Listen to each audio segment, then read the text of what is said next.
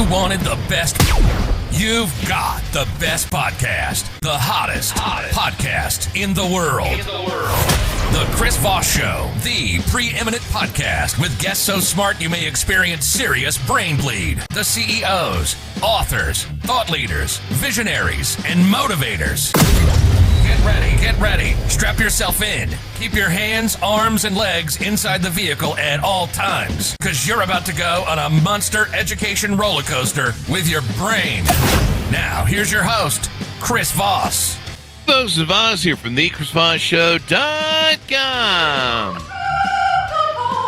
There you go, ladies and gentlemen. There are things that makes it official. Welcome to the big show. As always, the Chris Voss Show is the family that loves you, does judge you as harshly as the rest of your family, because we are the positive folks. And, you know, sometimes you have those families where there's kind of negativeness or something, or maybe they're just looking with that side eye going, Bob or Jane, she's always improving herself. Listen to that there, Chris Voss Show. Don't know why I'm doing Norm Macdonald, a Canadian accent, but I love the guy. I miss him. Anyway, guys, go to goodreads.com/Chris Voss, linkedin.com/Chris Voss, Chris Voss one on the TikTokity, and facebook.com/Chris Voss. Opinions expressed by guests on the podcast are solely their own and do not necessarily reflect the opinions of the host or the Chris Voss Show. Some guests of the show may be advertising on the podcast, but it is not an endorsement or review of any kind. Today, an amazing young man on the show. We're going to be talking about his book, Are Women Still the Fair Sex? Competitive Dating in the Digital Age. Out February 15th, 2025. J.G. Larough joins us on the show. We're going to be talking about his book, his insights, and some of the experience he's had, and why he's curious about are women still the fair sex, or whatever he is putting forth in his book and research. Welcome to the show, J.G. How are you? I'm great. Thanks for having me, Chris. Thanks for coming. We really appreciate it. Give us your .coms. Where can people find you on the interwebs? LaroughWrites.com. That's LaroughWrites.com. LaroughWrites.com. There you go. So give us a 30,000 overview. What's inside your book? That's a kind of a field manual for men who are coming out of a relationship or a long-term. They've been married, they're coming back out and into the wild, and it's a whole different playground out there now. Oh, it is. I mean, there's a lot of friends that I've had and people I've counseled that they get out of a marriage and they kind of have this, they were married for 20 years to someone from what I like to call the old world. You know, when, I don't know about you, but, you know, I graduated high school in 1986. Women were a lot different back then. And I'll tell them, I'll be like, yeah, they don't make those models anymore. And so they kind of have this panacea sort of mindset that, like, oh, just find a woman and yeah, she'll be a great cook and a nurturer and everything else. And they get out in the dating scene and, you know, then they're out a few $1 million and a couple divorces and messy stuff. And it's insane. That's what's going on. In your book, you mentioned that it's a competitive dating in the digital age environment. I thought I kind of got a laugh of that, a giggle off of it. What is competitive dating? And is that the sort of environment we're living in right now? Do I need a sword and a shield for combat? I'd say more. You just need to be your best self. You got to really present, your best side. I'll wear 2 condoms too, just to be safe. Absolutely. Yeah. You need a lot of armor these days. Yeah. And I'm sorry to interrupt you. Go ahead. Yeah, you just want to make sure you've kind of dotted all your I's and crossed your T's. You're your best shape.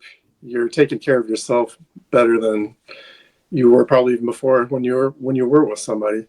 You want to work out, eat well, kind of get your own life together, get your social sphere going, and just kind of be your best self before you get back out there. Because if you're not, the chads will get you. The chats will get you. They'll just hoard all the chicks.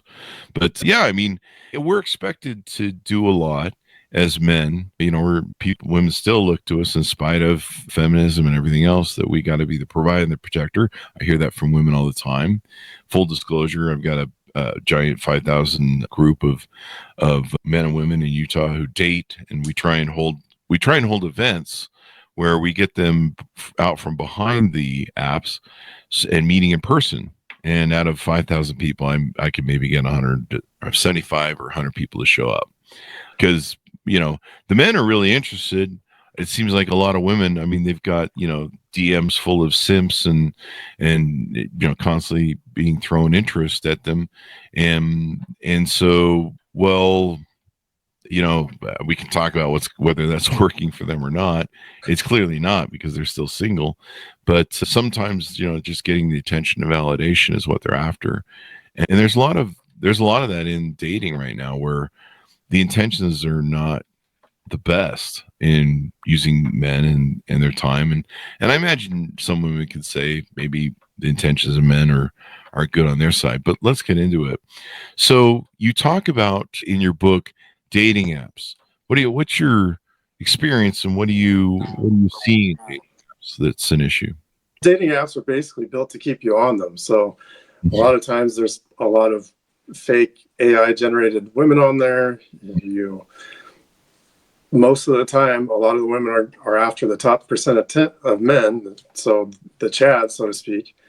And when it comes down to just the regular guys, they're not getting treated as well. These women put out these thirst traps, and they want validation, just like you said. Yeah. And men are looking to either date or have a sexual interest and stuff like that. But I mean, there's a plethora of what women can be doing. Sometimes they're so damaged they don't want to meet, but they just want to have guys adore them and throw them. And then we have this simp function, where we have all these simps and betas that they don't want, but they will collect and herd just for their own validation and attention, and make them feel good on whatever hour, days they're not feeling well. We've seen people on social media. We've seen women teach men or teach other women how to scam men. If you can Google that, actually, on what is it, Tinder or TikTok.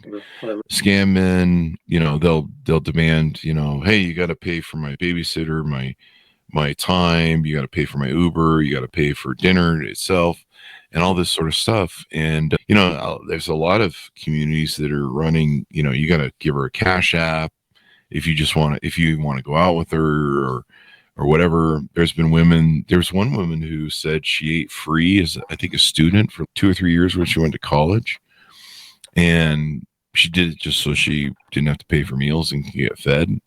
And she dated with no intention of ever really doing anything. There's a lot of wild stuff going on in dating. Yeah, she might as well have been an OnlyFans girl. I mean, seeking out validation and getting paid for it, I guess. Yeah. And this is very different than I've ever seen before. I think we talked before the show. I signed up for Tinder, a year or two ago, maybe 3. And boy, all I got for a year was about 70% of those Asian fake bots that you see on Facebook, and they're always friending you and stuff. Mm-hmm. I'm told that women get some of that too. They get and they're scammers. They're trying to steal from women's money. And then there's ours. But I think, what was it? Was it Ashley Madison, or several years ago, or 10 years ago? It was a couple dating apps that were basically found out to be making bots, knowingly using bots and making fake accounts, and using those fake accounts to reach out and, get men to sign back up and spend more money. And they got busted for it. Yeah, you stay on there. That's their business model. They don't get paid if you leave. There you go. And your title, "Are Women Still the Fairest Sex?" What does that imply? What's your thesis behind that? And are they, I guess? Do you come to determination in the book? That's kind of tongue in cheek. Yeah, I think we do see that when you get out there, men pretty quickly feel like they're getting beat down, and like, where are the great women? I think men still kind of think of themselves as that white knight, and women are still the fair sex, and you get out there and it's not quite what you're expecting. That said, there are really great women out there, and I know not all women are, have issues or red flags, but you got to get through a lot of rough ones first. There you go. There are good women out there, and you know where they're at? They're married in relationships because they're healthy. Yeah, they're probably not on the apps as much. Probably not on the apps, and it seems, from what I see in my dating groups, A lot of women aren't on the apps that I see in my dating groups. They're trying to find other resources to go around. The problem is still, what their attitudes towards men.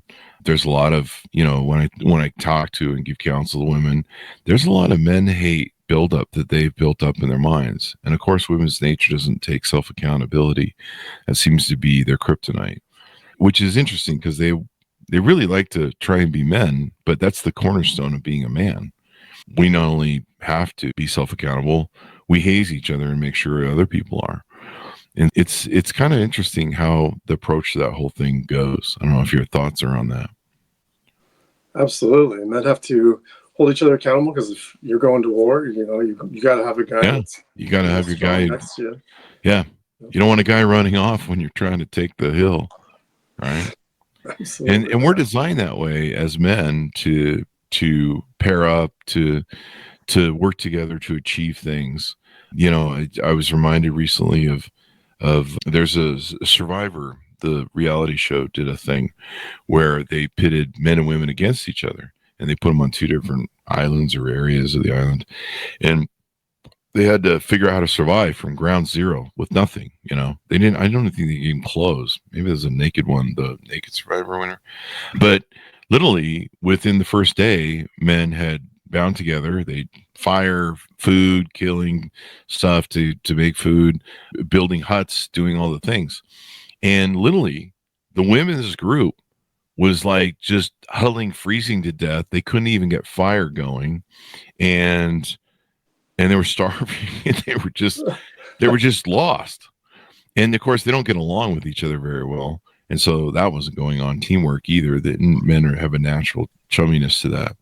But it really showed kind of the difference. Now, we're both built differently as men and women. We are not equal. That seems to be a big, giant lie that's fed to everyone. And we're designed to be complements to each other. So, one of us is supposed to design to help the other, and vice versa. But it doesn't seem like anybody's helping these days. I don't know. I agree that men provide structure, and that's probably the first thing they did was let's put together a structure here. Mm-hmm. Let's create a method that we're all going to work together, and let's move forward that way. Now, you talk about in your book a term I'm very familiar with, and I've seen probably on videos, probably in the millions with billions or trillions of views on TikTok and social media. It's a term called hot girl summer. Tell us what that is in your words and what that means. Hot girl summer is basically they got out of a relationship and they feel like they've been stifled by the man that they were with, and let's get out there and just be with as many men as we can, and that's seen as almost feminism, and that's their power.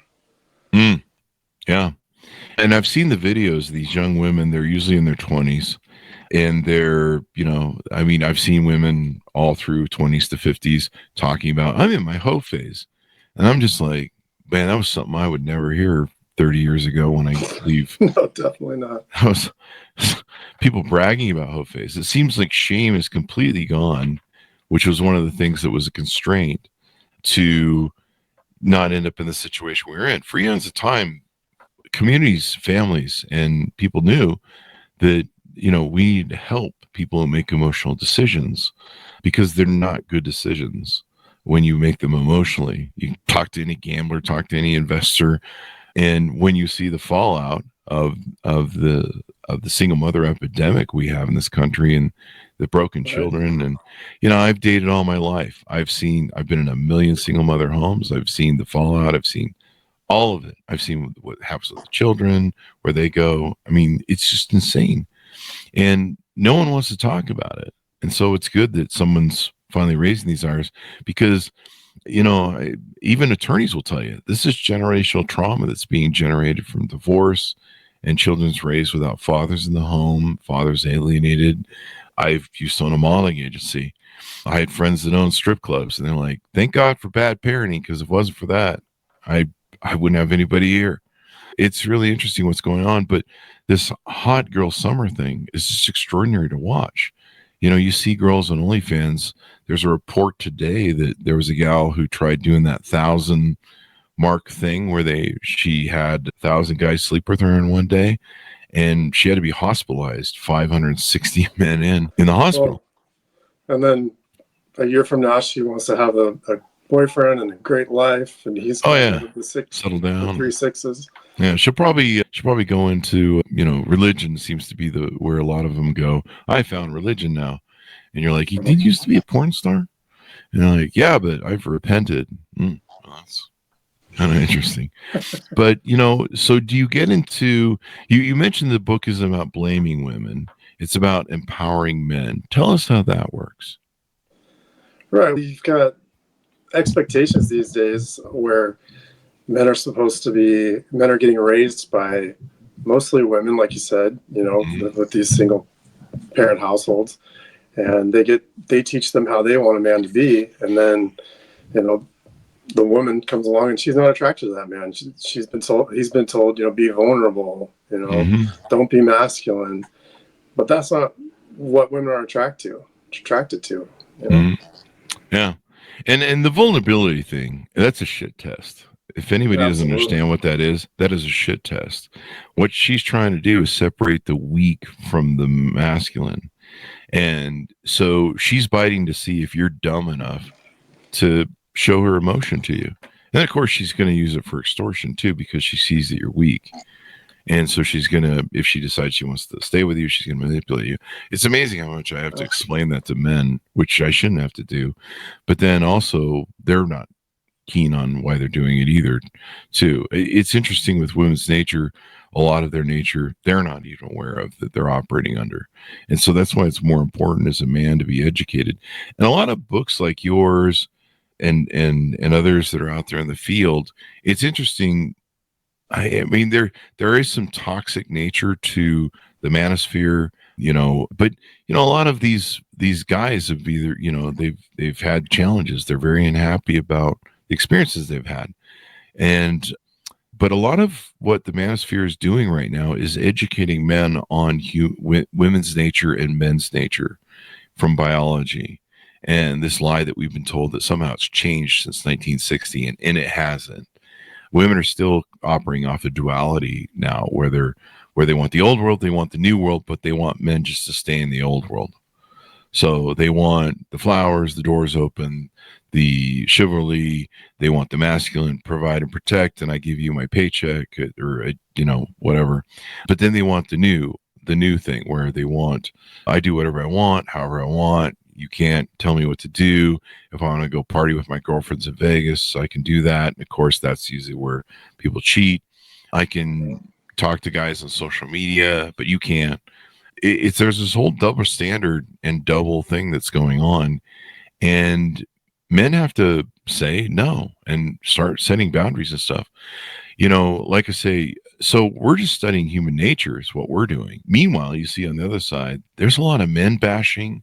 There's a lot of screaming, yelling on social media. I'm really tired of opening my social media, and I excel in the 3 6s category that, you hear about in billions of videos and views on TikTok, where, you're 0.001% man. And you're like, somehow they think that these people grow on trees and it's just a matter of time till they can find them. But yeah, you see the man hate, yelling at us that we got to pay them for dates. We got to pay them up front, cash apps. I've had women just hit me up to borrow money that I'm talking to. And you're just like, I haven't been on a date with you and you want to borrow $10,000 from me because you're broke? Yeah, Venmo me. What the fuck?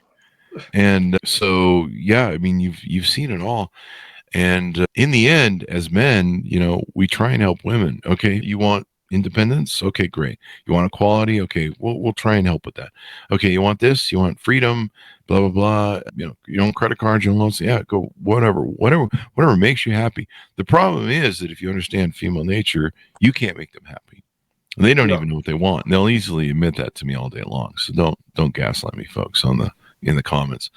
So yeah, it's kind of interesting. And so really, in my feeling, men have to take the lead again. And when I talk and counsel with women, that's what they want too. They want a man who will be masculine, who will set boundaries, who will give them balance. Every one of my girlfriends has always called me their rock. They go, you are my rock. You keep me stabilized emotionally.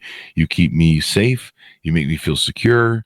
I know you got this. You are my rock. But not, I was raised in an alpha environment. So I have a whole different concept of it, of how I grew up.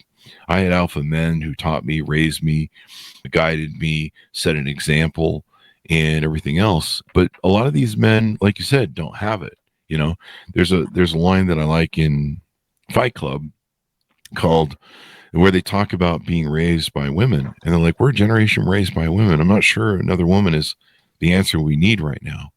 And, you know, without masculine fathers in the home, you know, a lot of these fathers are feminized or betatized or emasculated, and the woman's masculine in the home. And so there's a real confusion there of who's what and what's who and how does this work. And women don't like to be masculine. It's draining to them. I mean, sometimes they like it, but usually when I get them privately and talk to them about it, they'll break down, cry, and talk about how they wish they could just be feminine and a man would take over and do things. And it's really interesting what you see. I mean, these are women that are going, I'm the boss, babe. I'm an independent, whatever. You get them together and start talking. Sometimes I have to explain to them how to be feminine, what feminine means anymore. They've just been so far gone. Yeah, I'm with you. I give you kudos for your group of men who you're counseling, because you know that's what they need is a strong leader, somebody who can teach them how to be that guy who doesn't let her emotions. You know, her emotions are going to go up and down. You have to be the lighthouse in the storm. Mm-hmm. You know, you can't let a more feminized man's going to let every whim that she has and that goes up and down, it's going to bother him, and he's going to back up and back away and get manipulated. Yeah. I mean, back when I was young, graduating high school and having my first relationships with women and dates, they would be reading all these magazines that you see on the shelf. How to get men to do what you want, how to manipulate a man, how to give him great sex, but a lot of it was how to get whatever you want out of a man by emotional manipulation. And they learn this from their fathers early on. It's part of their survival tools that they're given. But they all used to be raised with fathers who would set usually a good example of what a masculine man would do and give her a blueprint for what to look for. Men, on the other hand, you know, women have these whole manuals that have been written about us. They start reading when they're in their teens. Men just get Playboy. Like a comedian used to tell that joke. He's like, all we get is a nude picture of a woman and go get her. We're just like, the woman. You know, meanwhile, women are running the highest game order of psychological manipulation of men. And it kind of used to work back when we all played our roles. But once you start mixing it, trying to flip biology and stuff, it doesn't work. It's kind of a sick experiment that's coming to an end here. You talk about why being nice isn't enough and how to balance confidence and emotional strength. Talk to us about what that means. If you're just the nice guy who puts up with anything, you're like, I would put it this way. If you're going out with a woman and you want something for her, you don't see her as being someone you want to be in a relationship with, you're attracted to her. Is it better to just say, you know, I don't really see anything, I'm attracted to you, you know, I'd like to spend some time with you, but I don't really see a long-term relationship with you, and just being straightforward? Or is it better to be the nice guy? Oh yeah, let's go out again, I'll take you out, things are great, I really like you. Mm-hmm. Yeah, the difference there is, you know, if you're too nice, you'll get rolled.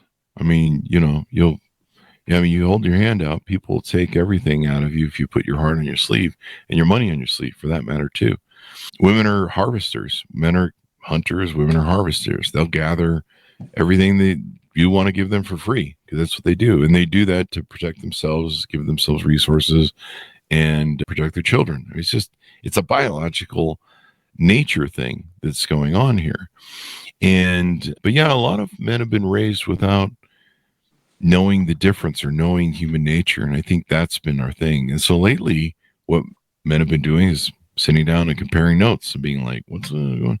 And learning women's nature. And of course, trying to focus in on their own.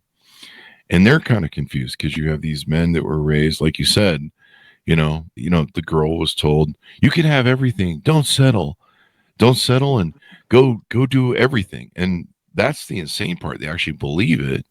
from their emotional interpretation in life and how they process things. And yet as men, we go, yeah, logically you can't have everything. That's not possible to have everything, especially all at once, maybe across 60 years, but no one can have everything. I mean, yeah, they're taught to believe now that a man should make you happy. You don't have to be a full person and be happy on your own. And that's what a man should be looking for, is a woman who she's got her own thing going. She's got good friends, and she is happy on her own without you. And you're a compliment to her life, and she's a compliment to your life. Yeah. And that's how we used to work together back in the day. But now it's like, you get this list of 50 million things that I have to be, do, and become, and bring to the table, basically make the table. And when you ask women, you can see this on interviews online. This isn't an aberration. They ask them, what do you bring to the table? And they go, this, sex, this, this great body. And you're like, yeah, that's not I can get that. We need a little bit more. Yeah, you can get that anywhere now.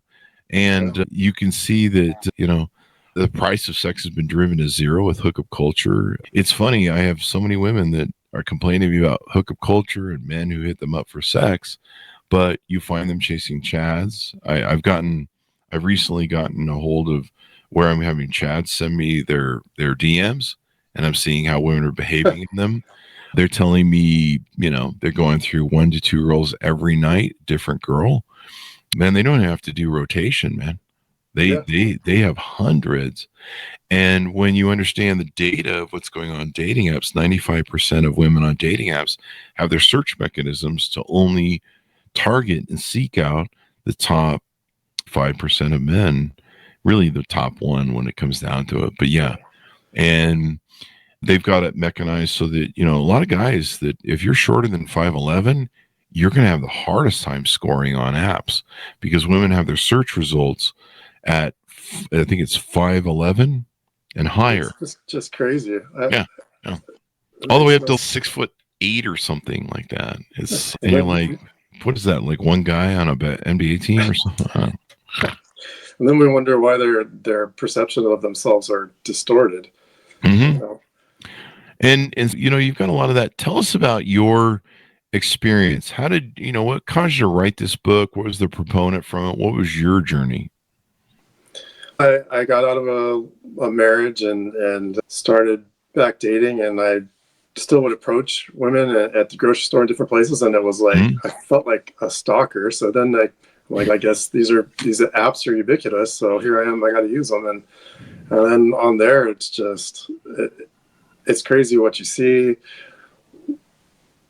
How long were you married for? I was together with her for about 13 years. 13 years? Yeah, that's a good time. You had kids and everything? Yeah. I have a 13-year-old. So did you go through the messy divorce? Are you able to see your kids? There's some women that are playing games where they go, they alienate the father, which of course creates more generational trauma with the children. No, not in this case. We're still friends, and that's good. We have a great parenting relationship. Did you share the book with her? I would just have to ask. It's good. She probably not. It just came out. She hasn't gotten a hold of it yet. There you go. Yeah, maybe you shouldn't. Don't send her a copy. That's the best advice. Logic and reason versus emotion doesn't work out well. Especially, you look at the emotional intelligence quotient. I grew up being told all my life that women have more emotional intelligence, and they are very aware of living in their emotion. They're not aware of living beyond it. And so they process everything from emotion. Men process from logic and reason, unless that man operates in his feminine. And if that man operates in his feminine because he's broken for any number of things, he will still have that emotional reaction. But a lot of people don't realize emotional intelligence means you're basically stoic as a man with logic and reason. You can control your emotions, you control your reactions. You don't react with emotion, you react with logic and reason. And it's tough to find that on the womanhood side with the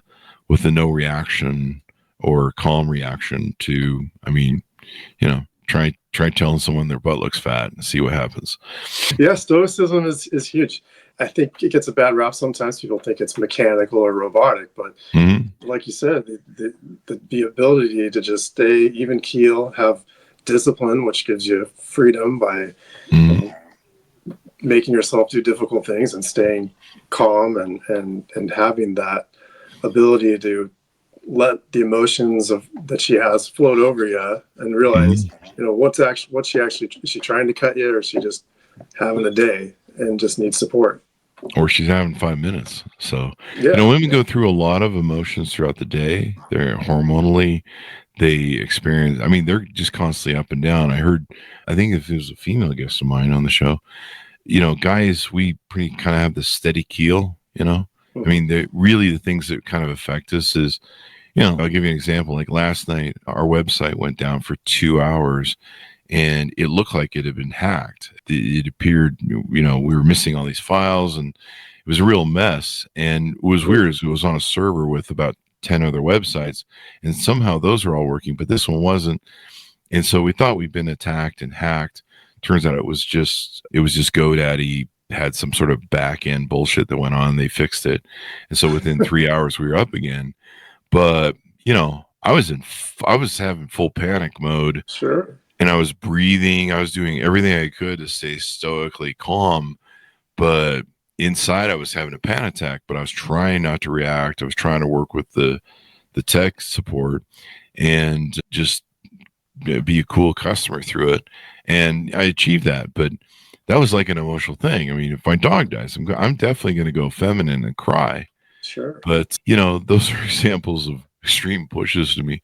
But yeah, women look for that. They look for a man who's highly emotional, intelligent, who's a rock, but, then they'll shit test him to death with this. Tell me about your emotions and see what, and then eventually, he's emasculated and she leaves him because he's a weak man and she's broken him down. And women aren't usually even aware of what they do to emasculate a man. And so a lot of times, when you train them, when you talk to them, when you coach them, you've got to teach them about, hey, saying that's really fucking disrespectful. Like, did you think about that before you said it? No. And do you understand how that impacts a man when you say that to him? And so you almost have to rewire them on how to be respectful to a man, why respect is important to a man, why sex is a signal of respect to a man. And it's crazy to have to sit and talk to him and explain to him how to be female again. I see that all the time. Yeah, that brings it back to, being in your masculine and masculinity being called toxic now. It's really not. It's just being that steady person. And, if you open up and be super vulnerable, like you said, you're going to get manipulated from then on. She won't be attracted to you. She might keep you around for your resources, but and while she's, getting validation everywhere else. But it's true. Yeah. We see a lot of this, and men aren't trying to bash women. We're trying to understand them and help absolutely them. Not. We are their biological providers and protectors. We were designed, we have upper body strength. We have the ability to assess dangerous situations and react in them. We were designed to protect women.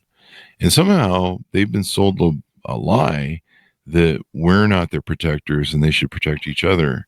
And if you're pretty familiar with how they get along with each other and how they really feel about each other, and they compete for us as men, it's really interesting the turn that's taken. And yet when you talk to them, they still won't, I guess, realize, I don't really hate Marge.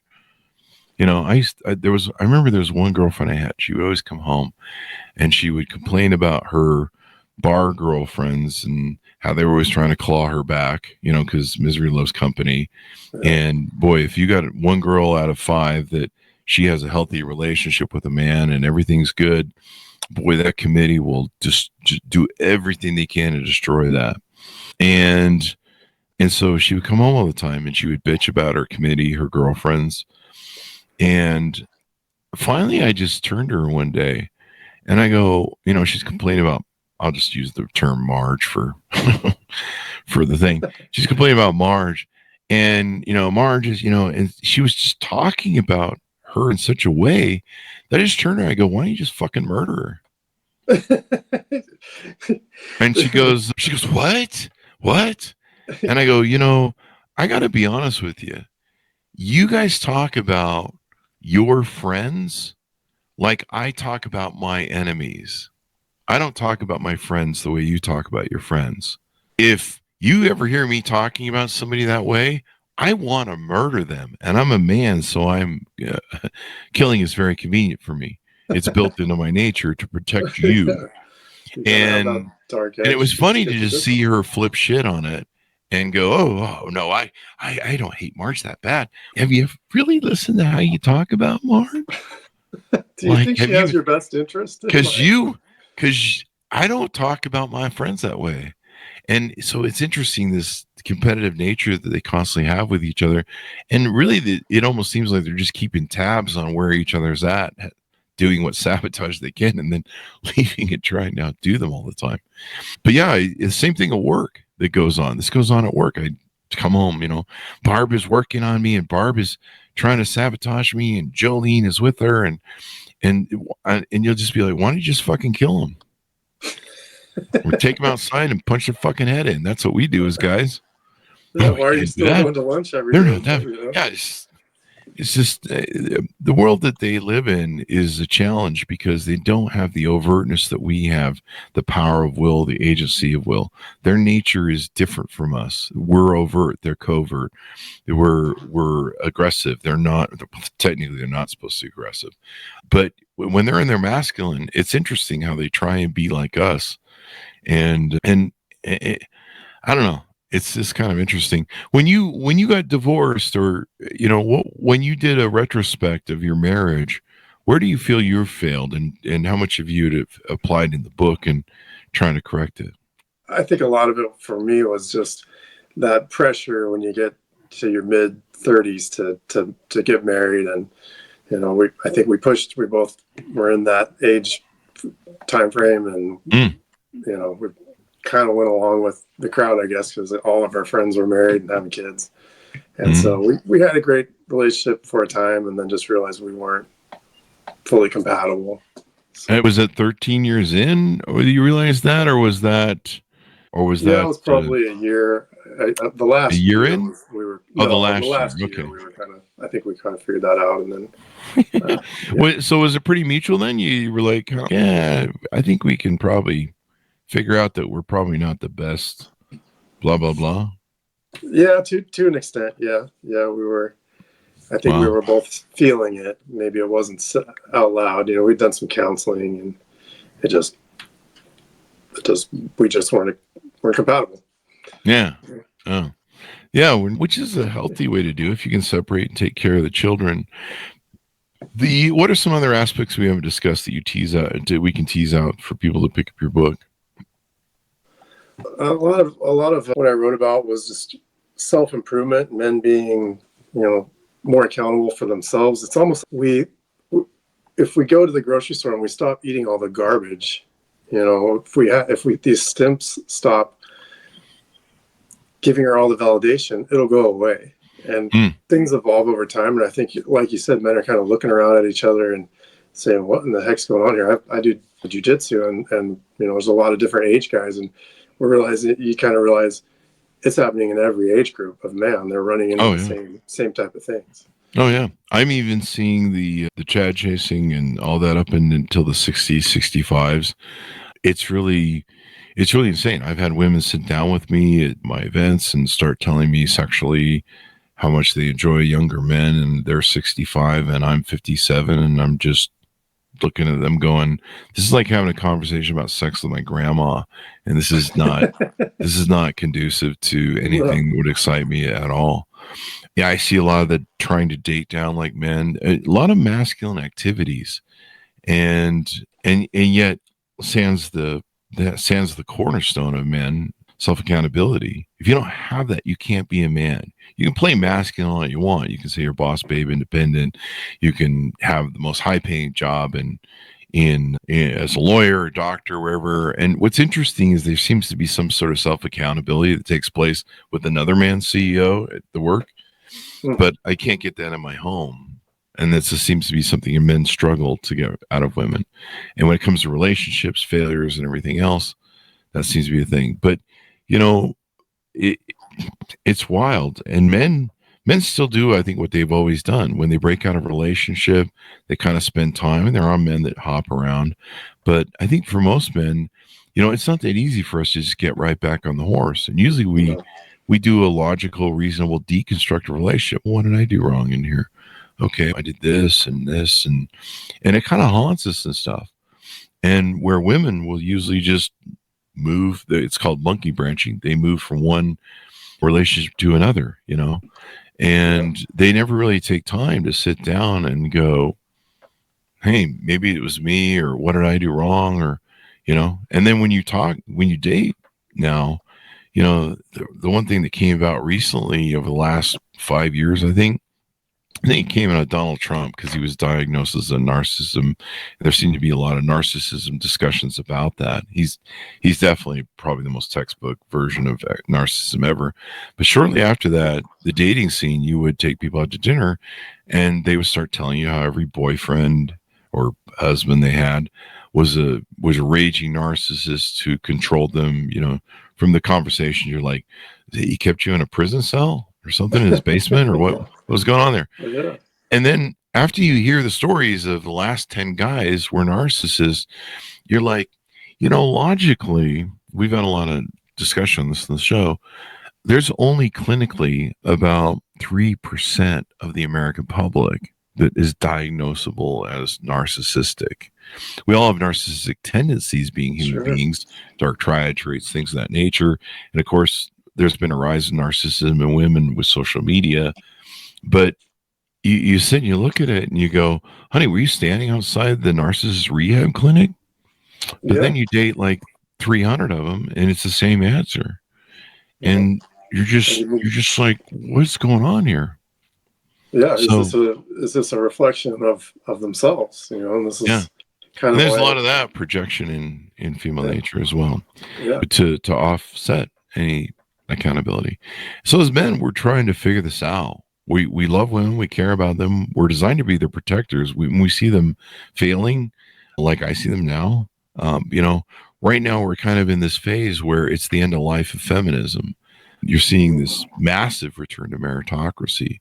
A lot of leftist women who believed in abortion, flipped over to vote for Donald Trump. You kind of saw this vote that was very masculine and on the Republican side, and they tapped all the men over there, and the men podcast, the menosphere. And then a lot of women flipped over and voted, because there's so much lack, from all I talk to about women in my groups, of masculine men. And they're like, where are all the masculine men? I'm like, you killed them. You said all that stuff where we don't need no men are trash, blah, blah, blah. You said all these crazy things. And so men listened and went, okay, you don't want to hang on with this anymore. By my numbers, 88% of men, not my numbers, my numbers and data I've collected from other people, people have huge groups online that do polling. 88% of men are not dating. They're sitting on the fence. When I talk to Gen Zers, they're not interested at all, because they're the ones who see that hot girl summer front and center. And they're not interested at all. I've got one friend of my family who, he's 24. He's not interested in women. He's not interested in, I think he dated a single mother once, and that made it worse. But he owns like a race car. He owns a giant ass new truck. He spends all his money doing what he wants and his hobbies. He takes his car out to racetracks, and he's living his best life at 24 years old. And he's making bank, and he's planning businesses and all this stuff. And yet hey, so you're going to get a woman in your life? No. A lot of them are virgins in their early 20s. No, it's the whole men going their own way. That MGTOW, the MGTOW and stuff. But part of it is they're just grossed out. Their biological nature knows they can't wife up those hot girl summer women, because they can't pair bond anymore. And So it's just really interesting, and we need more discussion about human nature. It seems like both women, men and women, need to understand the human nature, how we are, and human nature doesn't change. A lot of the stuff you study, especially in the Manosphere Red Pill, is about human nature, and it hasn't changed. All these lies we've been telling everybody since the 1960s is all lies. It's bullshit to try and flip biology, turn women into men and men into women. And largely it's kind of worked where people have adopted feminine nature and male nature. You know, you see our society is very feminine now. Everything's a victimhood. We've turned into this victimhood culture, competition culture, where you have people going, "Oh, you were victimized by who? I have a better story," you know. Yeah. It's always It becomes an identity. It becomes an identity. And usually I learned about this stuff with my girlfriend's committees. You know, they'd sit around and have their pity party of who was the worst hurt about whatever. I remember watching, you know, one thing that made me just delight finally went on for victimhood competition. It was Whoopi Goldberg on The View. And there was somebody who come on that had talked about the Jewish Holocaust and the persecution that Jews have taken over history and time, which has gone on for eons. And she kind of got in some trouble because she brought up about how, well, she basically said something to the effect of, yeah, you want to talk about who's really been a victimhood in history, and it's Black people. And it was kind of like this one-upment moment that you looked and you're like, you know, I understand that Jews have been victimized and attacked and all that stuff for eons of time. I understand Black people have had a horrible row at it. We haven't always treated people the best in nature. It's sadly one of the fallacies of human nature. But trying to do the one-upman thing, like your experience of being shivved with a knife is, and my experience of being shivved with a knife is worse than yours. You know, it was kind of weird to see that competitiveness to it. And you see that on social media. There's people constantly, instead of fixing their trauma, they're wearing it like a badge and turning it into a thing. And then, you know, I've seen it where sometimes they come on the show and they're like, hey, I have more trauma than anybody else, and they're not healed yet. They're out coaching people on it. And that's really interesting too. And getting into relationships when you haven't worked on yourself enough to have all the emotional stability and to be able to be vulnerable yourself without that thing being the main thing of who you are. Yeah. You know, and I don't think we're bashing women here either. It's there's a really wonderful women out there who have done a lot of work and been introspective, but I agree with you. There's on the apps, it's gotten rough out there, and there is a lot of that competitive, my trauma is worse than yours, and you got it. This is how I get to act like this because I've had this trauma, and you just have to take it. And you have to bail it out. So they're looking at you going, you're a private protector. You got to fix all my problems. And you're just like, oh, I didn't sign up for this. I spent time in the desert for 5 years after my relationship, and my head was fucked up. I couldn't get women to like me. And, you know, I had to work through all my issues or go to therapy. And, you know, a lot of people aren't going to therapy. They're just hopping from one relationship to another, dragging all their trauma, their childhood issues, and never fixing them. As we round up the show, we want people, of course, to go buy your book and stuff. We could probably talk about this for eons of hours for the data I have and you have collected and researched.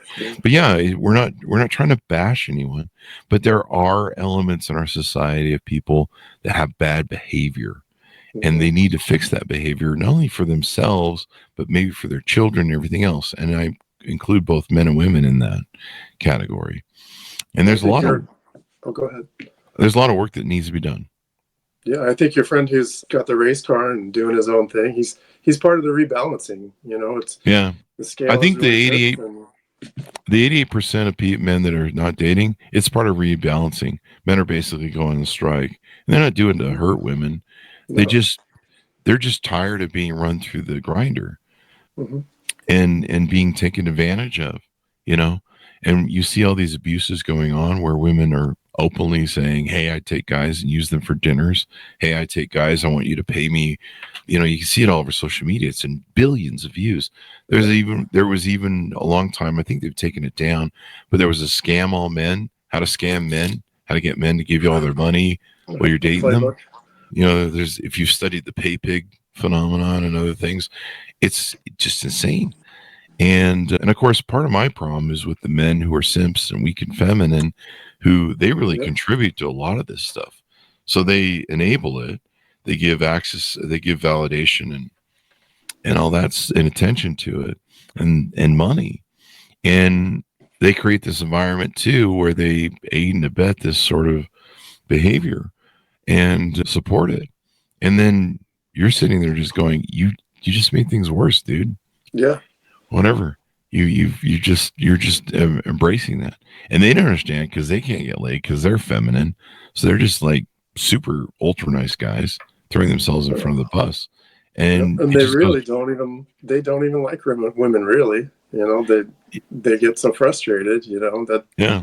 There's some in the MGTOW that turn to really hating women in the incel community, where they really just make hating women a thing.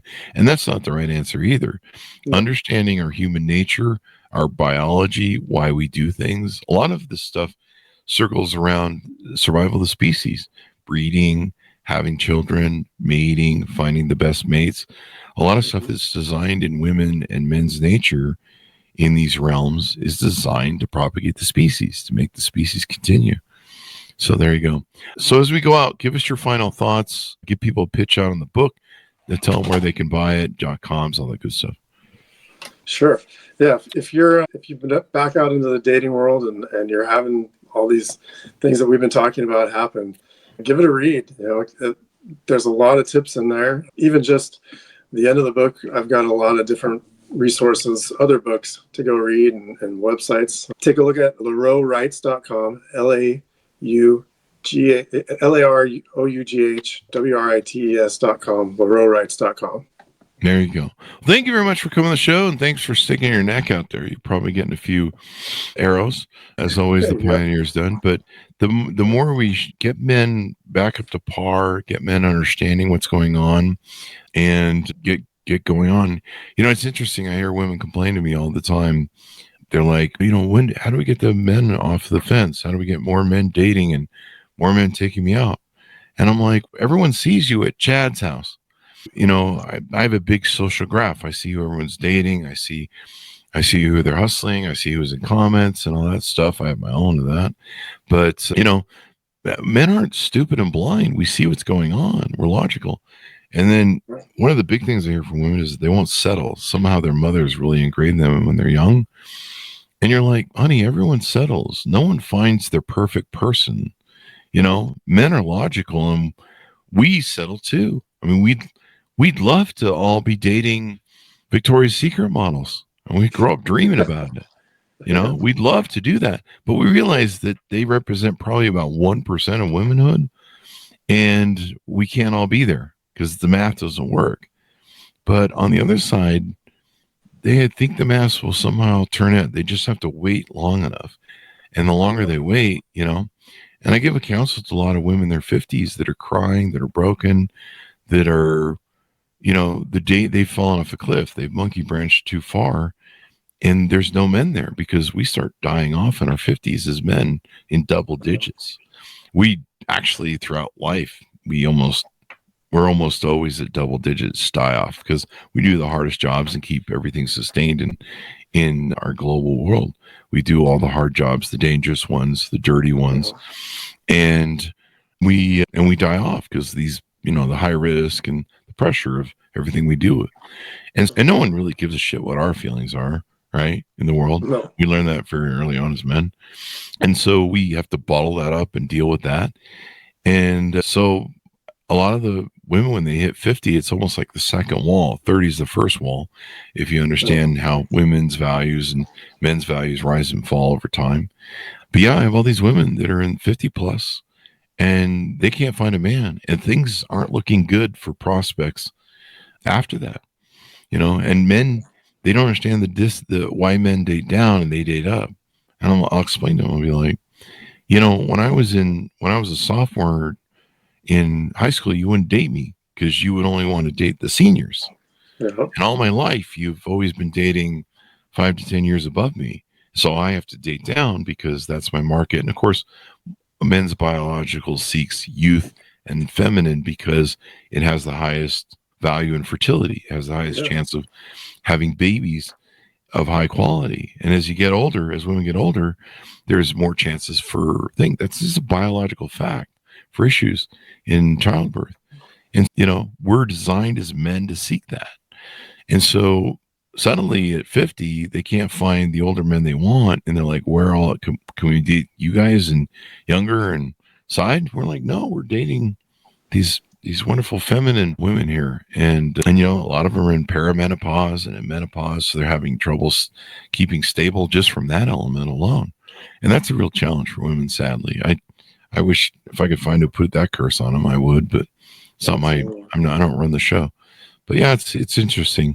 But we need to come together again as men and women. We need to realize our nature, why we're built the way we are, embrace it, and come together again and go, you do the man part and I'll do the girl part. Well said. Yeah, there you go. Let's all learn to get along, as someone once said. Thank you very much for coming to the show. We really appreciate it, JG. Yeah, thanks for having me. I appreciate it. So JT Larough, rowrights.com. All right, there you go. Oh, I'm sorry. I said JG, didn't I? No worries. Now, that's on Amazon, by the way, just so you know.